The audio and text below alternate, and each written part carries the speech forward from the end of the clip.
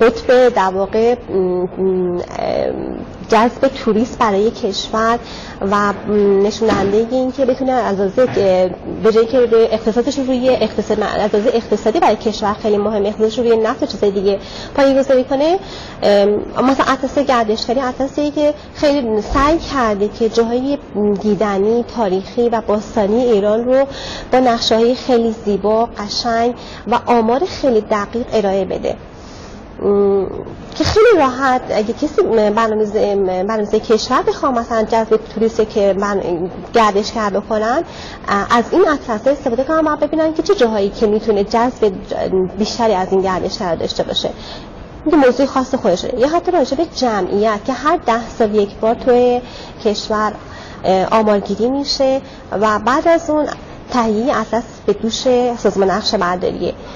که در واقع آمار کاملی از افراد در کشور از لحاظ آموزش، خانوار، شاغل، بیکار، مهاجر، یعنی میشه گفتش که در واقع پایه برنامه‌ریزی ما روی همین جمعیت خواهد بودش که بتونیم آمار رو از این انتخاب به دست بیاریم. یعنی میشه گفتش که در واقع موضوعی حساس و کلیدی که خیلی راحت بتونن که مدیران و برنامه‌ریزان به راحتی به اطلاع دسترسی پیدا کنن. حالا شاید هم مثلا اگه بخوان توی دید کلی بخوان نگاه کنن.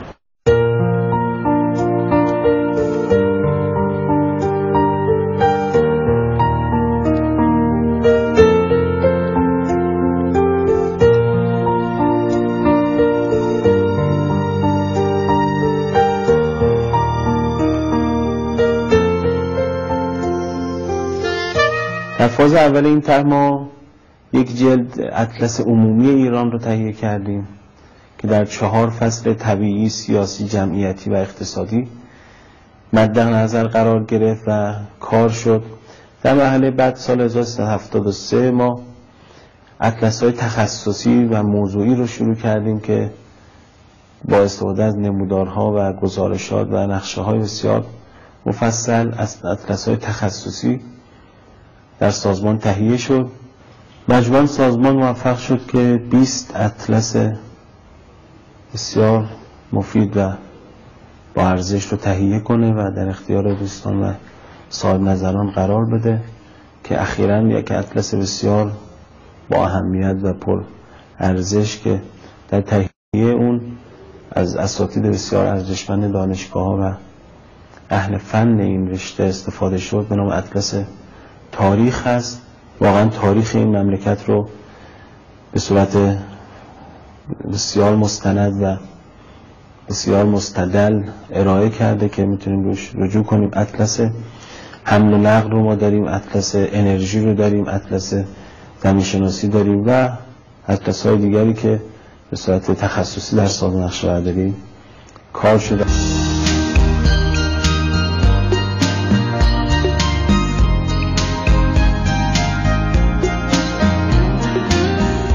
اطلس‌های ملی با توجه به محتوا و حجم اطلاعات در واحد سطح و کیفیت، پیوند و رابطه ایجاد شده بین اطلاعات در سطح ملی بیانگر پیشرفت و توسعه هر کشور می باشد.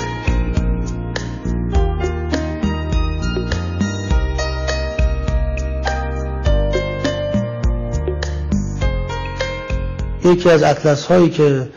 سازمان تهیه کرد با همکاری سایر بخش‌ها و خیلی هم اطلس مفیدی بود، اطلس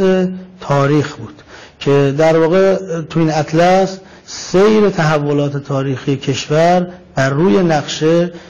و مرزهای جغرافیایی کشور نشان داده شده با توضیح تاریخی. این اطلس توسط اساتید مجرب تاریخ تهیه شده و دوران مختلف از دوران پارین سنگی آغاز شده و سلسله‌های مختلف رو تشریح کرده تا دوران انقلاب اسلامی و همواره با ارائه نقشه‌هایی از قلمرو و وسعت کشور ایران در این دوره‌ها تونسته یک نمای خوبی رو ارائه بکنه از وضعیت کشور در دوره‌های مختلف.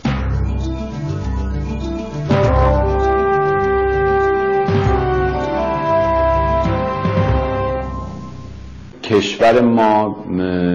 کشور با تمدن درخشان و کهن، یکی از نمودهای اصلی تمدن در جامعه حاضر در سطح بین المللی است. بنابراین تدوین یک مجموعه‌ای که میتونست کمک بکنه به همه اقشار جامعه، به خصوص کسانی که دنبال مطالعه سیر تاریخی و تحولات انجام شده در سرزمین ایران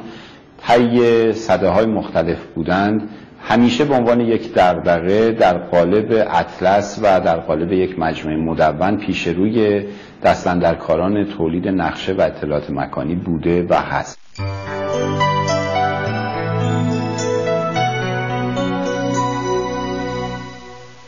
خوشبختانه در این زمینه فعالیت بسیار خوبی انجام شد. از حدود سال 70 تقریبا میتونیم بگیم این فکر به صورت عملیاتی برنامه‌ریزی اولیش انجام میشد و از هولوش سالهای 75-76 کار واقعی در واقع تولید اطلس تاریخ ایران شکل عملیاتی به خودش میگیره. تمام اساتید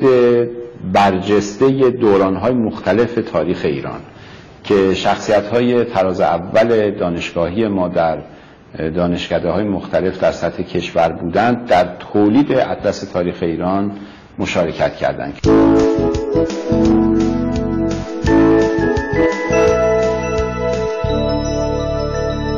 مسئله که مهم بود در این اطلس مسئله تهیه نقشه ها بود. اینکه ما چگونه میتونیم این در واقع روندهای تاریخی رو بر روی نقشه ها بتونیم پیاده بکنیم. این مسئله با اهمیتی بود به دلیل ابعاد گسترده و دورانهای مختلف و گاه بسیار دور که کارشناسای ما باید روی اونها کار میکردن. مسئله مستندسازی دورانهای تاریخی روی نقشه ها مسئله ساده‌ای نبود و باید در واقع ساعتها و شاید روزها و شبها روی یک برگ نقشه متخصصین کار میکردن تا بتونن اون رو مطابق اون چه که به هر حال صحت تاریخی و ارزش تاریخی اون لطمه نبینه تهیه بکنن و ارائه بکنن به این مجموعه اطلس.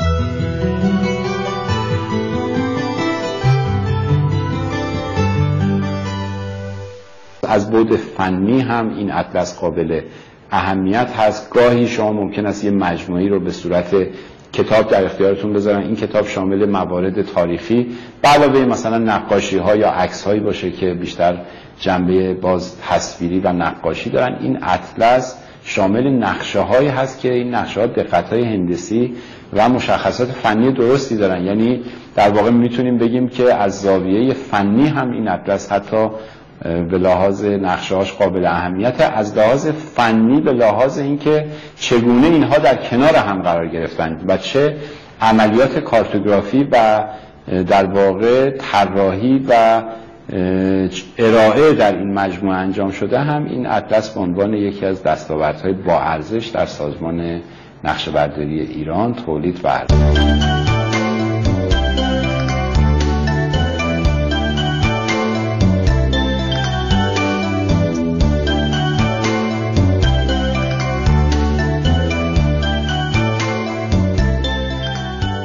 چیزی حدود 9 سال در واقع این فعالیت ادامه پیدا کرد و نهایتاً اطلس تاریخ ایران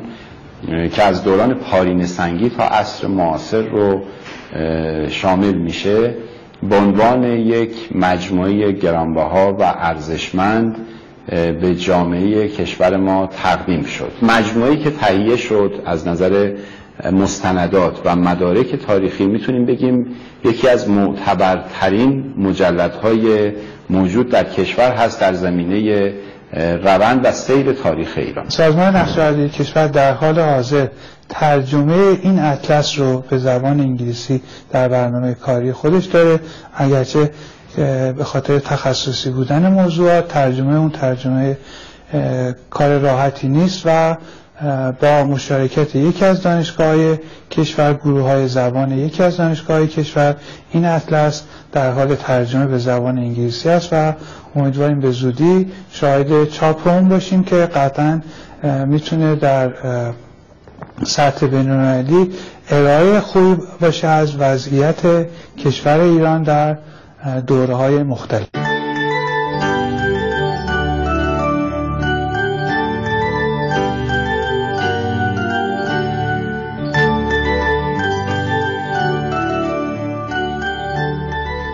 این که چرا ما در یه موضوعی اطلس داریم و در یه موضوعی اطلس نداریم، مثلا ما چرا در هواشناسی یه اطلس تخصصی نداریم ولی در زمین شناسی همچین اطلس تخصصی تهیه میشه. این یه مقدار برمیگرده به این که در واقع متقاضیان ما در حوزه‌های مختلف اطلاعات مکانی و برنامه‌ریزی و نیاز در واقع به استفاده از این داده ها چگونه مراجعه میکنن و چه درخواستهایی به دستاندرکاران بخش اطلس ما و در واقع مدیران ما در بخش تصمیم گیری میرسه. غالبا باید تو همه حوزه ها در واقع ما بتونیم جوابگوی نیازهای کاربران باشیم. شاید واقعا اینم یکی از اون نکات بارزی است که سازمان نقشه‌برداری کشور با کلی مطالعه و بررسی تونسته اون اولویت‌ها رو تعیین بکنه و در واقع در زمینه اولویت‌هایی که در کشور بوده این اطلس‌ها رو تهیه و ارائه بکنه. اما این به هیچ عنوان به این معنا نیست که اطلس ما و اطلس‌های ما در واقع کامل شدن و ما دیگه از تولید اطلس در کشور بی‌نیاز هستیم و به اصطلاح میتونیم پرونده تولید اطلس رو ببندیم، بلکه در واقع این یک امیدی به ما میده که توانایی‌های فنی و قابلیت‌های ما در تولید اطلس‌ها رشد کرده. ما الان کلیه مراحل تولید اطلس ملی رو به صورت رقمی، نقشه‌های رقمی یا در واقع تکنولوژی‌های جدید تولید نقشه، همچنین اطلاعاتی که در واقع در محتوای این نقشه‌ها گنجانده میشه با مشارکت بهترین کارشناسان و تقریبا تمام سازمان‌های دستاندرکار تهیه میشه. امیدوار هستیم که در واقع دستاندرکاران و اونهایی که میتونن در این زمینه نقشی داشته باشن در آینده این فعالیت بسیار مفید انجام شده رو حمایت بکنن و انشالله ما بتونیم در همه حوزه‌ها، در همه بخش‌ها در سطح کشور اطلس ملی با قابلیت‌های مناسب تولید کنیم.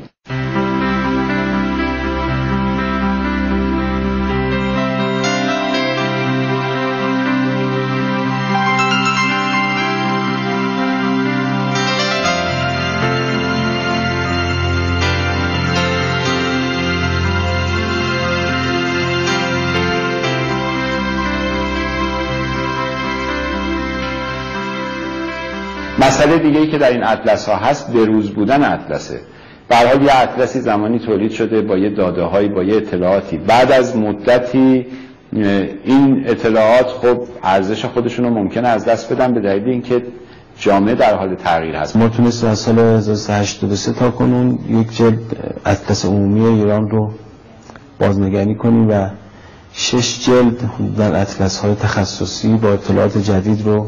تدوین کنیم و آماده عرضه کنیم.